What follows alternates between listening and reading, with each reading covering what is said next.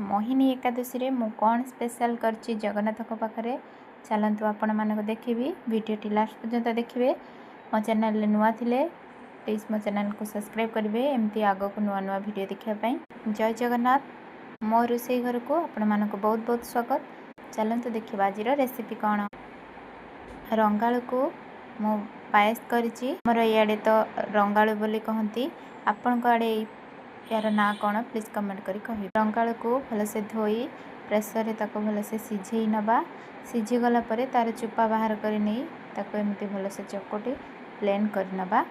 दरदरा टिके भी रहिबनी पायस खाया पई भल लागिबनी पूरा प्लेन कर नबा।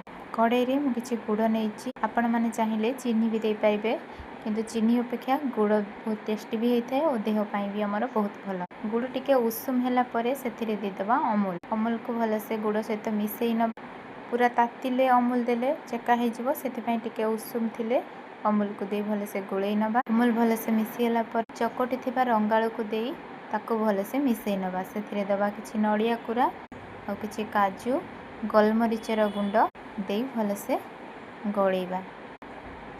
चटुरे बारंबार एमती एपट सेपट करेंगे नहले लगी जीवो।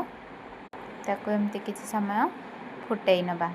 आमर तो प्रस्तुत हो गला रंगालूर पायस। आपण माने एमती पायस करी केबे खाई छंती कि जदि खाई नहंती थरे एमती ट्राई करंतु। ओषा व्रत बार सबुथिरे आपण माने खाई परिबे। आमर तो एकादशी पई मु एटा तयारी करथिली निश्चित भल लागिवो। बहुत टेस्टी होइथिला। मु तो फास्ट टाइम पई करथिली आगरु केबे करी नाही। एमती थरे ट्राई करंतु निश्चित आपण मानको भल लागिवो। रहिली जय जगन्नाथ। नेक्स्ट वीडियो रे आपण को से देखा हबो।